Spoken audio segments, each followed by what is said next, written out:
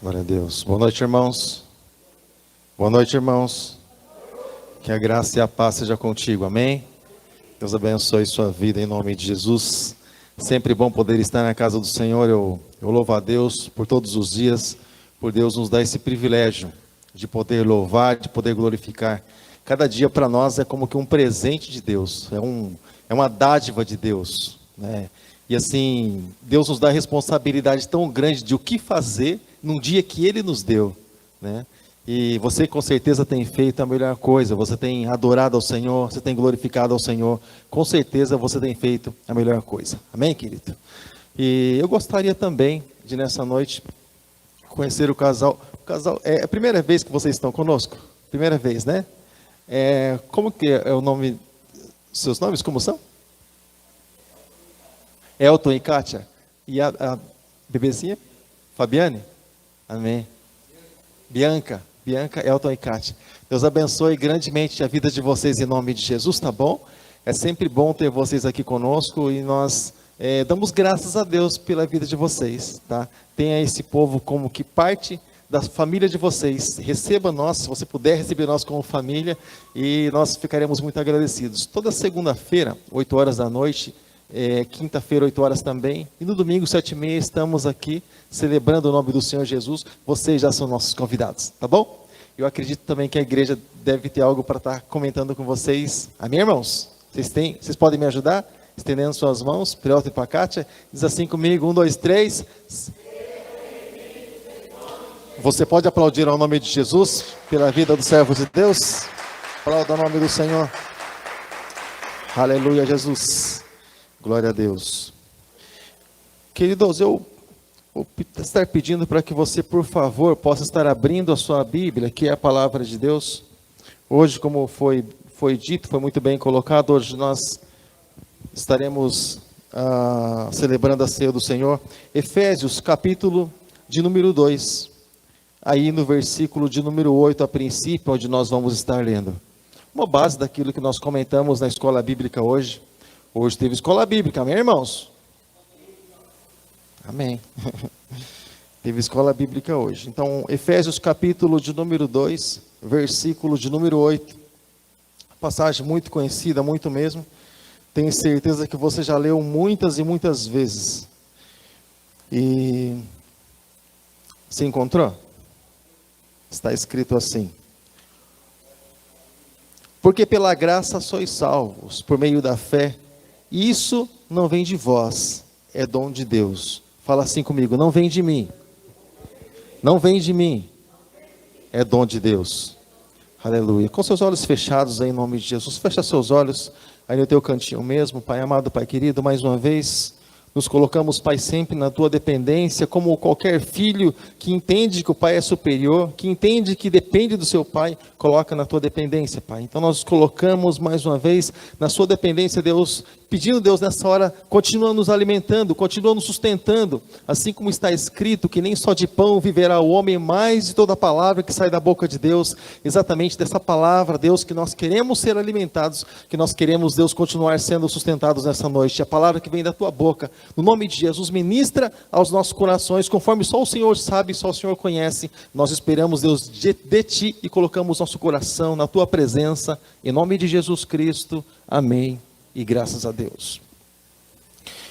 Irmãos, é estranho até mesmo nós falarmos de fé, seria até comum nós falarmos de fé, nós falarmos de salvação, por exemplo, em um culto evangelístico, até mesmo em um espaço, por exemplo, em que as pessoas não são cristãs, né? Seria até muito comum, mas diante da igreja, no culto de ceia, né, pode até parecer assim um tanto quanto estranho, mas a palavra do Senhor diz, querido, que pela graça nós somos salvos, ou seja, para entender, querido, que nós somos salvos, significa que houve um tempo que nós estivemos em perigo.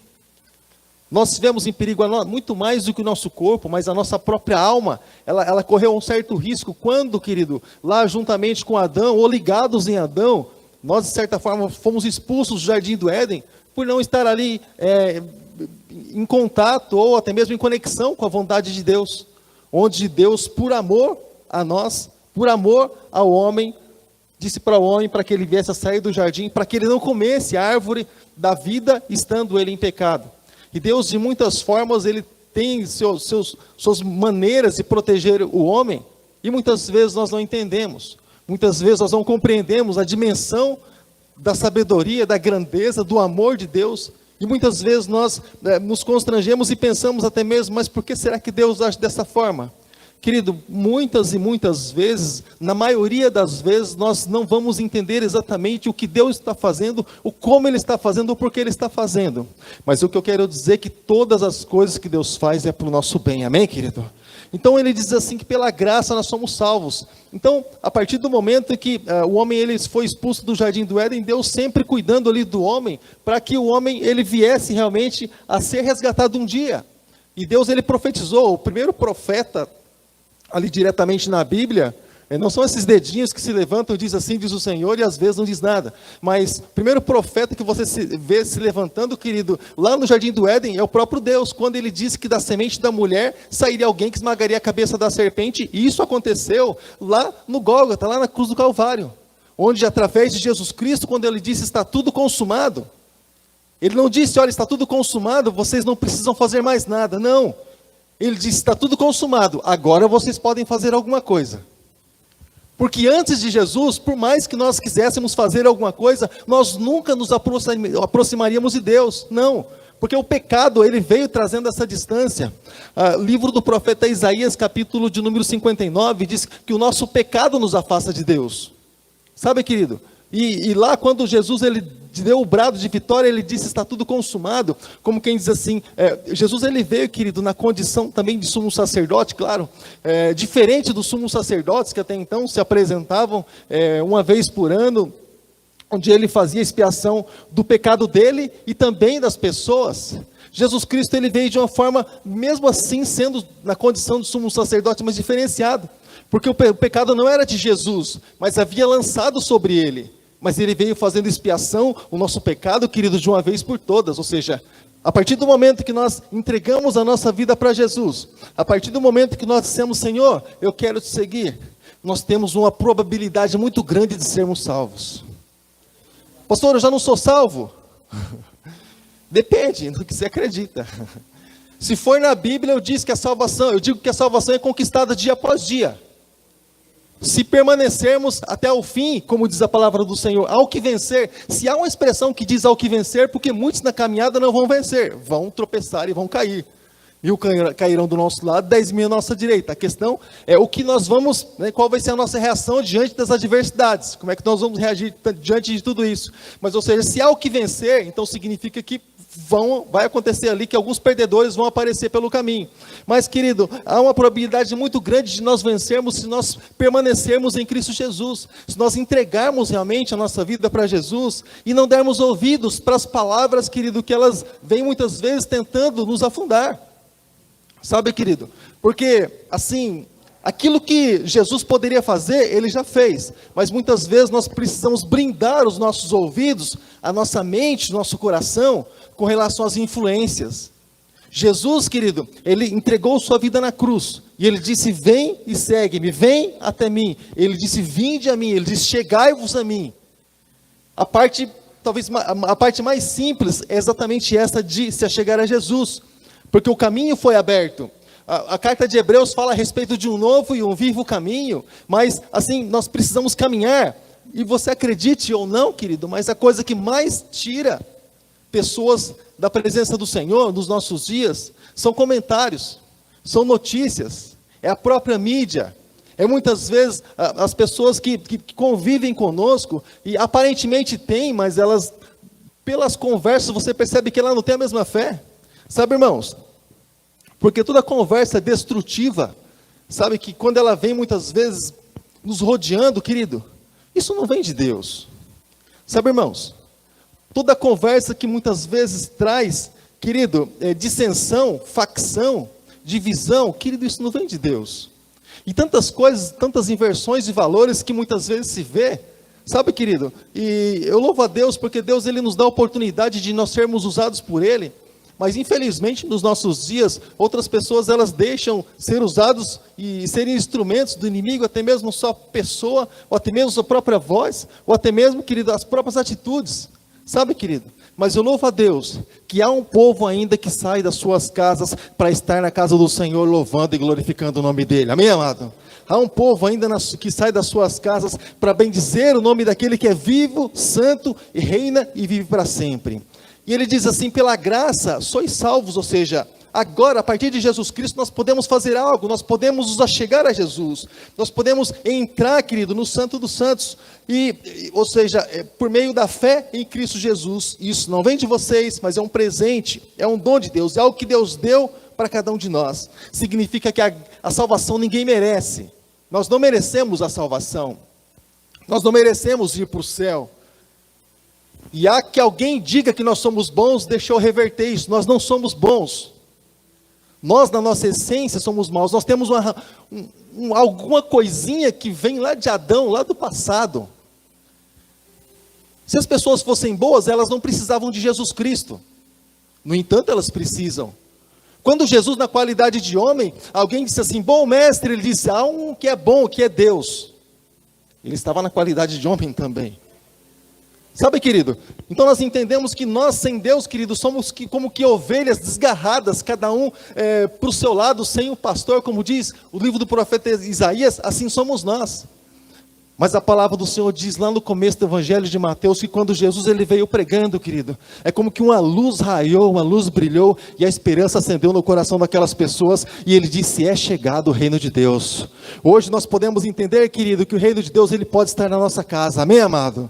Nós podemos entender que o reino de Deus pode estar no nosso relacionamento conjugal, querido, ele pode estar ali na nossa família. Deus nos deu a oportunidade, querido, de termos o reino de Deus dentro da nossa própria casa. Você tem ideia do que é isso, querido? É como que, cada vez que eu falo a respeito do reino de Deus, imagina, irmãos, eu moro no condomínio aberto, né, Vila Helena, seja bem-vindo. Mas assim, quando eu falo a respeito de reino de Deus, eu imagino com uma espécie de um condomínio fechado, sabe, querido? Aquele todo cheio de segurança, onde assim, não importa o que é a cidade de Sorocaba, da portaria para dentro é uma outra lei, é uma outra história. Tem alguém lá que direciona tudo, que permite quem vai entrar ou não, ou quando.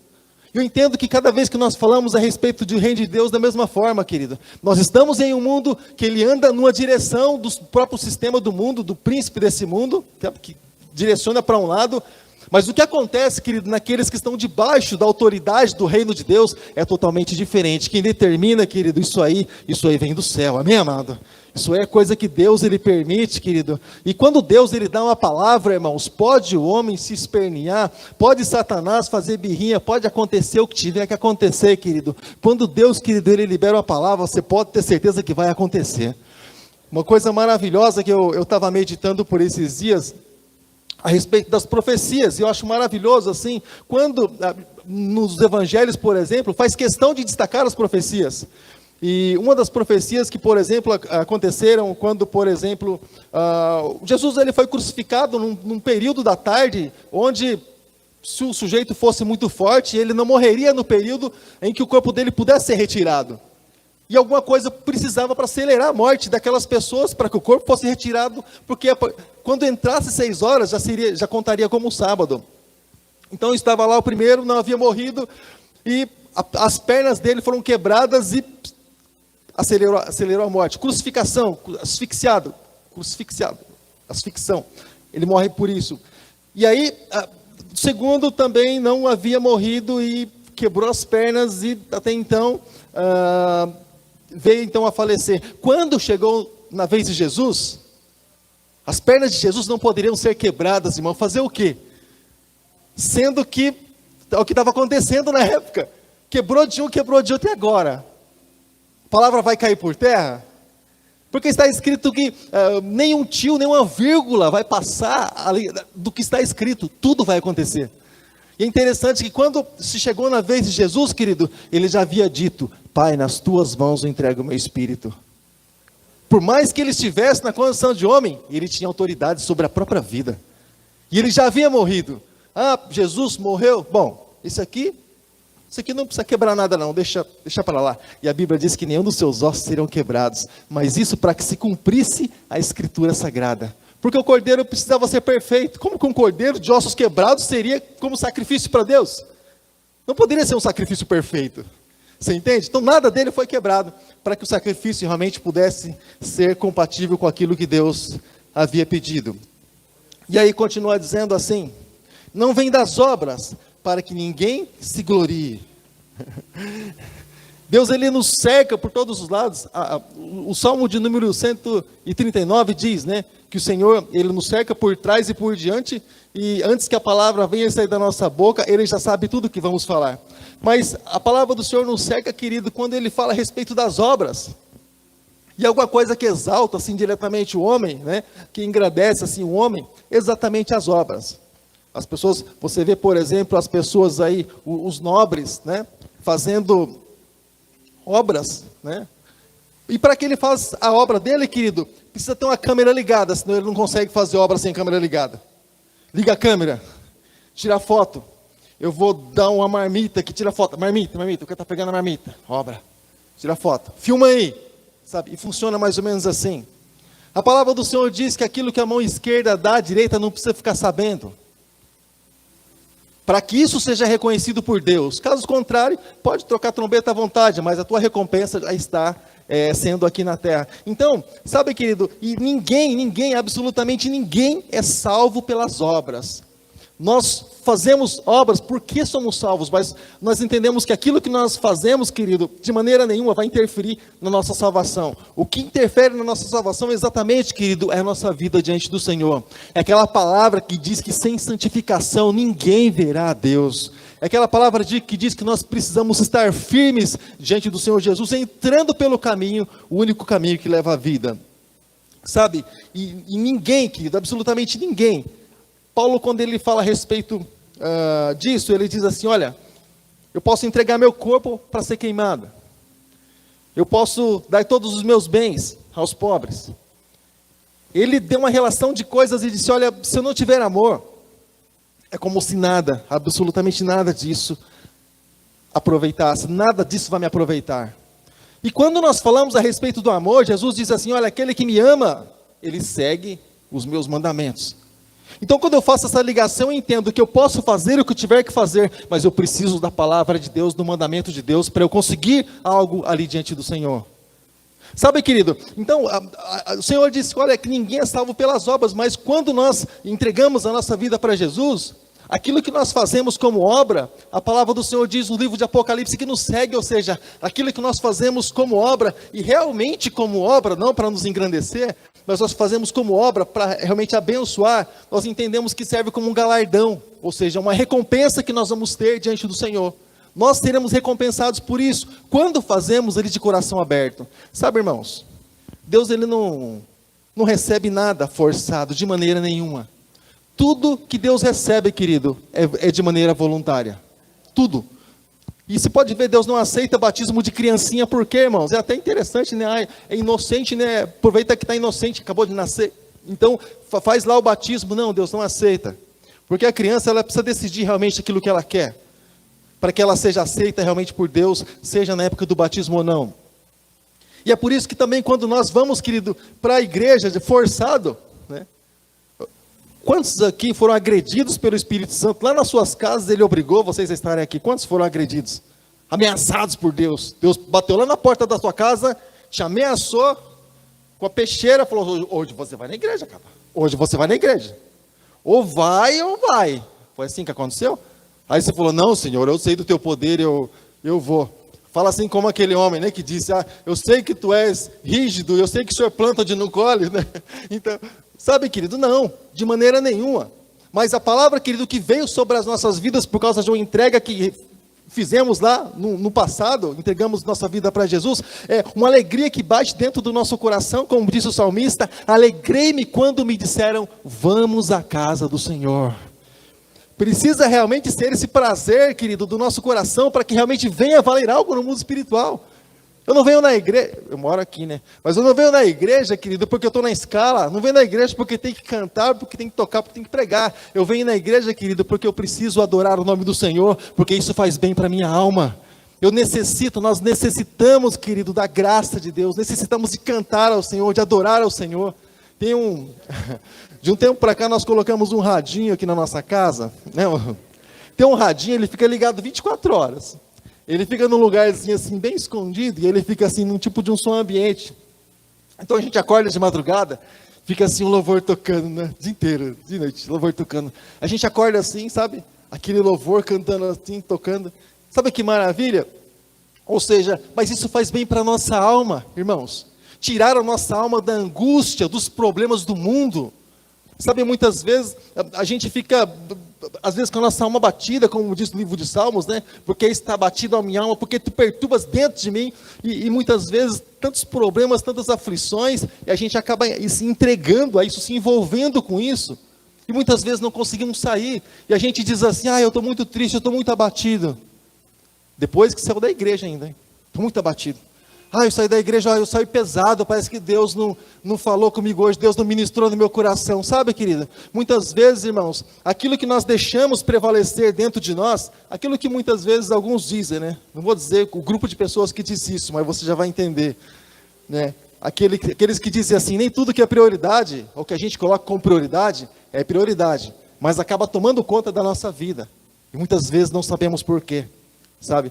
Então, muitas vezes, nós colocamos algumas prioridades, e isso passa a ser lei na nossa vida, e às vezes as coisas que são de Deus passam a não ser prioridades, irmãos. E eu não estou falando porque eu sou pastor ou qualquer coisa assim, irmãos, mas, querido, adorar a Deus, eu sei que é espontâneo, mas nós deveríamos encarar como se fosse uma lei para nós.